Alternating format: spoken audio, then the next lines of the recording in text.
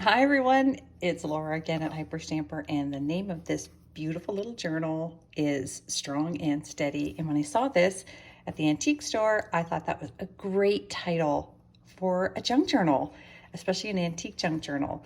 I loved the cover, thoughtfulness, this little dog with the cityscape in the background. I just look at the clothing, everything about it. Still the beautiful green and brown colors. And the side is just fantastic. It's still got its golden embossed titling here and the aging on the back. It's just perfect. It's everything I look for in an antique book cover.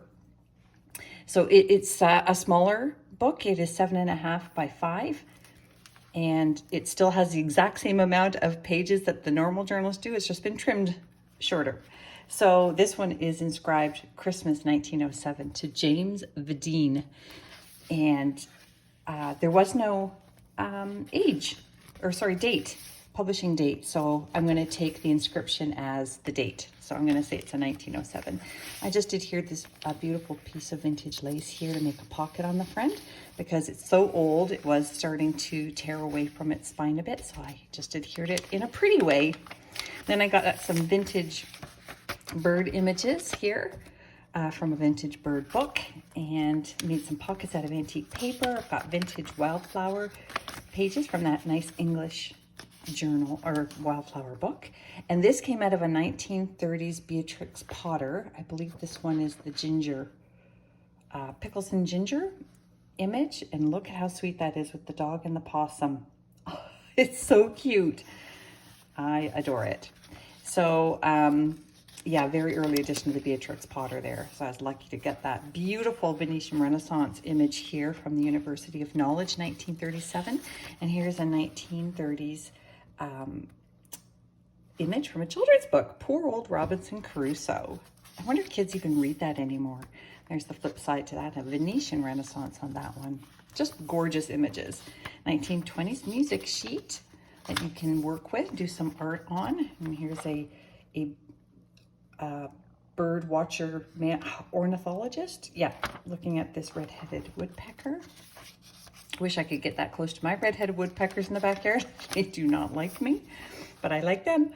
So just a wonderful little chapter page here that I taped onto there, or sorry, glued. I don't use tape. Bookland image from a children's book, another title page. I glued on top of another page, and I made this pocket out of a vintage music page and a canasta score sheet from a vintage game there for you to journal on, and lots of fun clusters. And I have this little booklet here, and this is, I believe, from 1968, and this is just how to collect postage stamps. Isn't that fun? I just thought somebody could have a lot of fun with that. So instead of taking the whole thing apart and piecemealing it, I kept it together. And then 1950s bingo card. I love this one. It has great aging on the back. And over here, I have a fantastic, look at the images on this. I love it. Back in the horse and buggy days. And this one is from 1911. And I love it when it's been used and sent. This one was sent to Philadelphia. So fun. And we have a 1926 blank ledger sheet here for you to journal on. And here's one from the Infants magazine that some child over the last 100 years has colored, which I think is fabulous. And it's on that wonderful velvety cardstock page. Isn't that great? And another pocket here on the flip side. Oh, look at this pretty little image here. Sweet Victorian image. Just made this little journaling page out of a French book page. Antique, another wonderful children's book page from the 30s, and a fairy song. Oh, I know somebody who's going to say, why is that in my journal? You know who you are. And here's a page, a vintage crocheting book, and this page is on tatting, which is a lost art, which my mom used to tat. So I really get a kick out of seeing anything tatting related. It's hard to find. Some vintage book pages here. This is a vintage dictionary page here. Isn't it fun? I love finding all these little bits and of words from books that I'm gutting, and I have a little box where I keep them all, pick through them for each journal. Look at these wonderful images from the 1890s Demarest Family Magazine. The back is just text, but the front is just fantastic with these beautiful, look, they're showing off hairdos and hats, and oh my God, coiffure.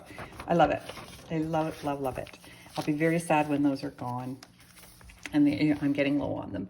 And this is just a how to set a beautiful table from the 50s, and just that lovely vintage fabric that I had from a chair. It was upholstery fabric from a chair.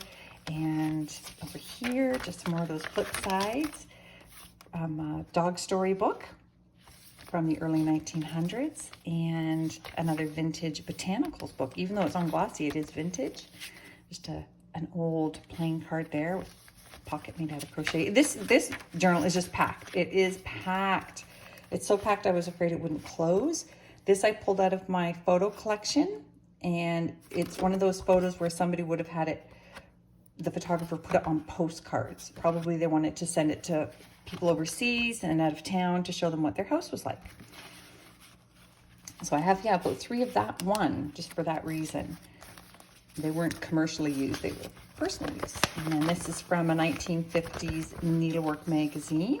Some really fun little images here and crafts that women did back in the 50s that I wish they would bring back to life, which is one of the nice things about junk journaling, is we can bring some of those things back to life. Oh, got a little bit of, put some lace here to cover up the center, and some of that wonderful interior signature spine on antique paper, more journaling spots. This is just a lift out. Just got this on a magnet, and some old, very brittle scrapbooking page there, but you can tuck more of your own things in there and then journal on the back of that. And then this is one of those pages from the 1938 French Almanac from Paris. It's not fun. And this one is from September, and that is double-sided. Look at the image there. I love it. I just love it. And I made the pocket out of a 1950s postage stamp book. And that brings us to the end. Just some little treasures back here as well. I try to tuck as many things as I can into there. This one is quite chunky. So it's on Etsy, and I hope you enjoy it. Don't forget to subscribe, and you can see these before they go on Etsy. Talk to you soon.